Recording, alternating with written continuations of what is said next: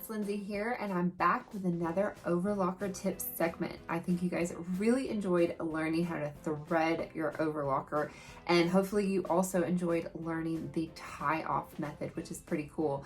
So today I want to dive a little bit deeper. Now that you know how to thread your machine, we are going to look at how to balance the tension. So you want to know how to do and use all these little dials here before you start sewing on your fabric. So I'm going to show you how to adjust those.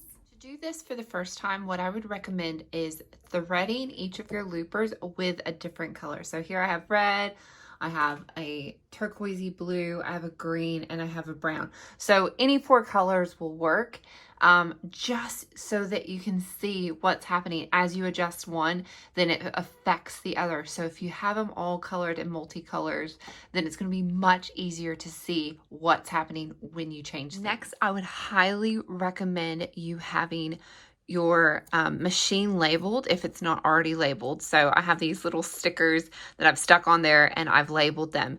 Also, you will want to put your tension at its normal tension. So usually you'll have some dashes, and then your machine will usually tell you somewhere between 3 and 5 is usually where you should start. So this is your just basic straight up tension, and you should have them all set to the same before you start a new project. You'll also want to find your stitch width cutting dial. So every machine has a dial that when you turn it, can you see the knife? It moves. So this is the knife that goes up and down and it cuts your fabric.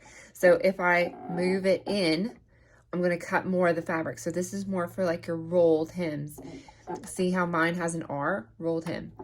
And then if I go out, this is for your thicker fabric. So I usually start on 7 if I'm just going to do linen or cotton, and then I will slowly work my way in, and I'll show you what happens with the stitch with cutting dial in different places. So machine's threaded as normal. I have the different colors, like I said, and all my tensions are set to 4, and then this is set to 7. Now, over here, you have 2 other dials. This is your stitch length. So think of your sewing machine and think of when your sewing machine stitch length is set to 0, how close are the stitches? Super close together. If you've set it to 4, how far apart would your stitches be? That would be more like a gathering stitch, right? So usually your stitch length should be between about 2 and 3. So mine is highlighted at 3. So that is what I'm going to start with, because that's the standard to start with. I'm not doing anything fancy. This style here is called your differential feed. So what you'll see is that this one stretches the fabric and this one pushes it together. So when you go to 2.0, it's pushing the fabric together.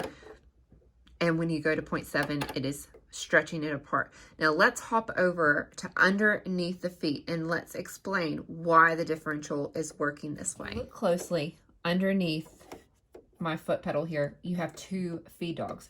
So on your normal sewing machine, you have 2 of these right next to each other and they feed the fabric evenly. So both of these work at the same consistent rate and they feed the fabric evenly. However, on a serger or overlocker, it's completely different. They have one behind the other, so they work different from one another. So this one can work separately from this one, and this is where you get differential feed because they work differently. So when you stretch it out and go all the way down to 0.7, these 2 will be pulling on the fabric, and that means like with your stretch fabrics, it's going to give you a really pulled, stretchy, wavy sort of look. And then if you have fabric and you want to kind of push it together, you would go to 2.0, and then so you can actually see these 2 moving, and that's your differential changing as you move it. So that's a little bit more advanced. I'm just going to put mine at 1 because it's the standard, and I'm only going to be showing you just how to get regular weight cotton fabric balanced and ready to go before we do anything fancy. Before we start overlocking, there's just a few things you need to keep in mind.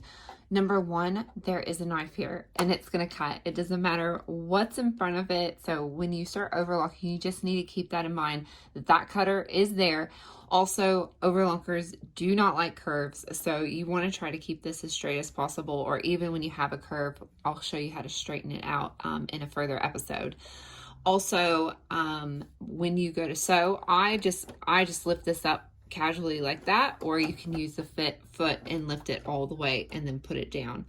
So when you start overlocking, you can, some machines like to start with the needles down into the fabric, so you can put the fabric a little bit more in and start with the needles down into the fabric.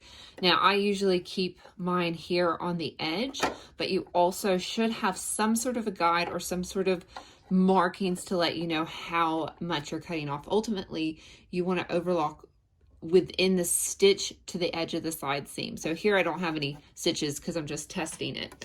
Also, to test, I always have 2 layers of fabric, because usually when you're overlocking, you have 2 layers that you're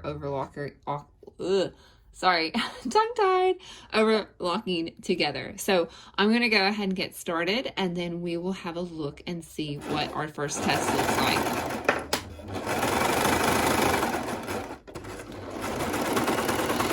And when you get to the end, you're just going to keep sewing off and then give it a bit of a cut. And then now we are going to analyze it. So the top where we're sewing is our teal colored fabric, or a teal colored thread. And so I know that that is the upper looper. The back is our pink thread, so I know that is the lower looper.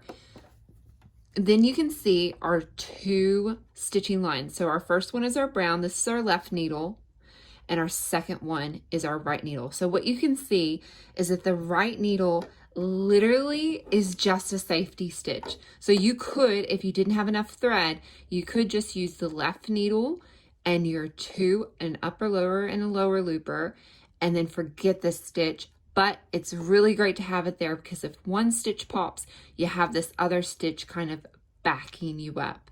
Now, the other thing you want to start looking at is, are they balanced on the top? Where mine are perfectly balanced. I can't see any pink from the front, and I can't see any green from the back. They both meet perfectly at the top.